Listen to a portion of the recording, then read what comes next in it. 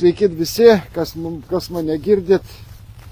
Pažiūrėkit, koks bardakas, Nerijau, parodyk, vyksta oficialiai treniruotė, motociklų nieks negesina, sportininkai žvejoja, aplink laksto sniego motociklai, keturačiai ir visiems giliai nusišvilpti į sportininkus, giliai nusišvilpti, kad reikia žvejoti, kad reikia gaudyti.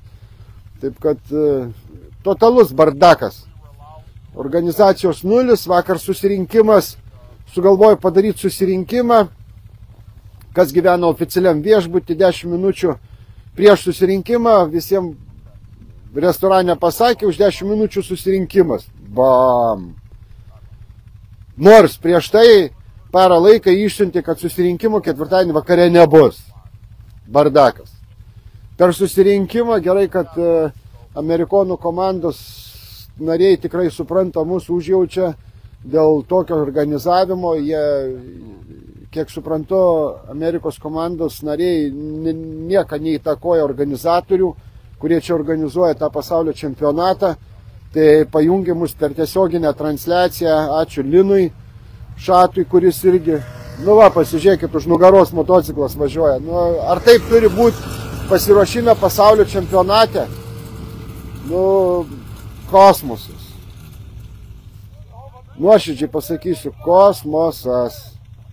Tai va, pajungė mus į susirinkimą tiesiogiai transliaciją, ten vyko diskusija, kaip jie darys svėrimą.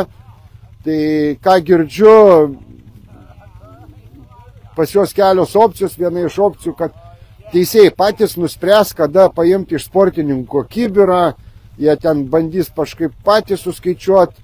Tai paskui ties buvo kita opcija, kad kas kažkiek tai laiko nešioti tuos kibirus su gyva ta žuvim.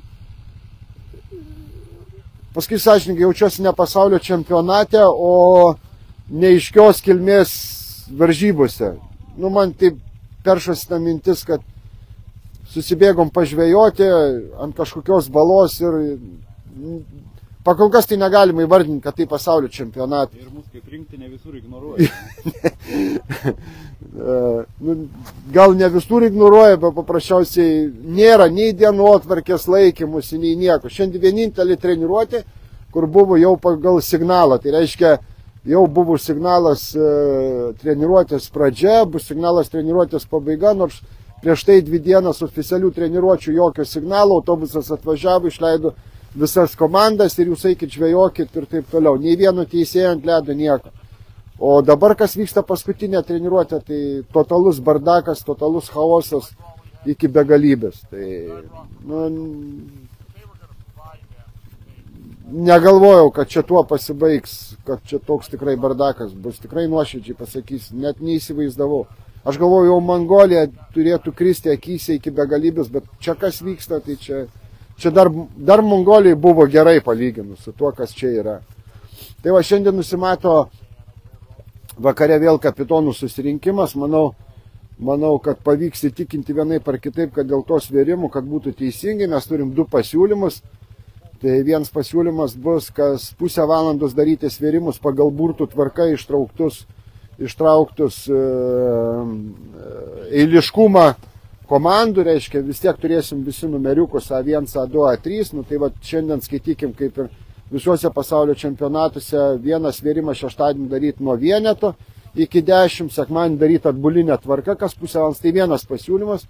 Kitas pasiūlymas pagal štato taisyklės yra galimi pagauti 25 žuvis, kitur turi būti paleisti. Mūsų pasiūlymas, kad būtų teisingai, sportininkas pagavęs tarp 20 iki 25 žuvų kelia ranką, kad jo žuvį paimtų sverti.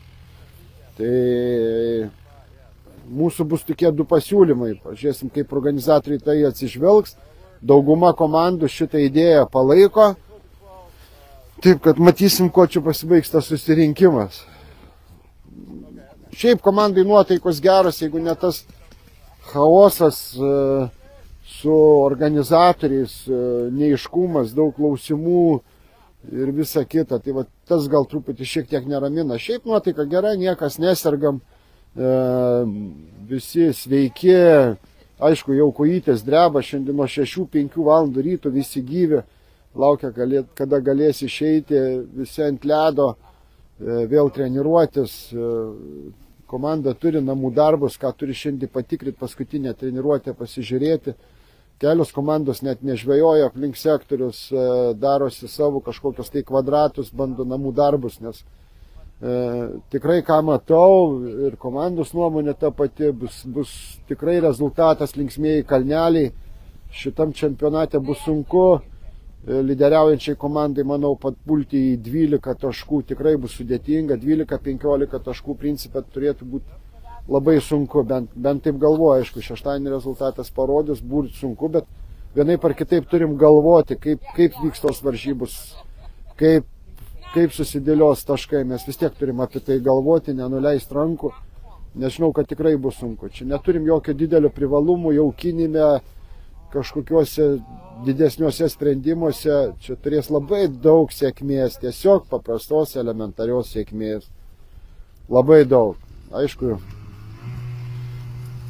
nenuspėsim ten po ledu, kas dedasi, o tai turės labai didelės įtakos. Labai didelės. Štai vietoj, manau, vieninteliai amerikiečiai turi labai didelį privalumą, turėdami tiek daug taškų pasikavoja, tiek daug prisidėlioja. Tai va, ką žinau, tiek tada Nerijau ir laikom špygas iki susirinkimo.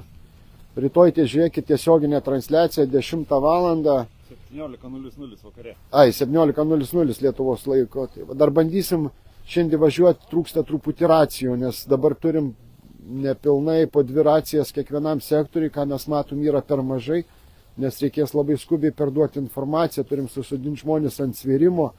Būtinai, tai kad kuo daugiau paskleisti informaciją, bandysim dar važiuoti, dasipirkti racijas, taip kad girdėsit ir per racijas, ką perdavinėsim visą informaciją. Jeigu viskas svėrimas, viskas tvarkoj vyks, tai varžybų eigoje galima netgi dėlioti rezultatus, iš principų kokios komandos lyderiauja ir taip toliau. Tai irgi bandysim šičia kažkaip pasodinti vieną žmogų, kad sektų visus sektorius, iš karto dėliotų, kad priimti kažkokį tai sprendimą, rizikuoti pulti ar rizikuoti kažkur tai pasitraukti šoną kažkokiam sektoriui. Manau, kad bus įdomus žaidimas. Šiaip idėja po ledinės varžybas padaryti pagauk, paleisk yra tikrai labai gera. Ja, aišku, reikia išdirbti iki galo, bet pati idėja žiauriai gera.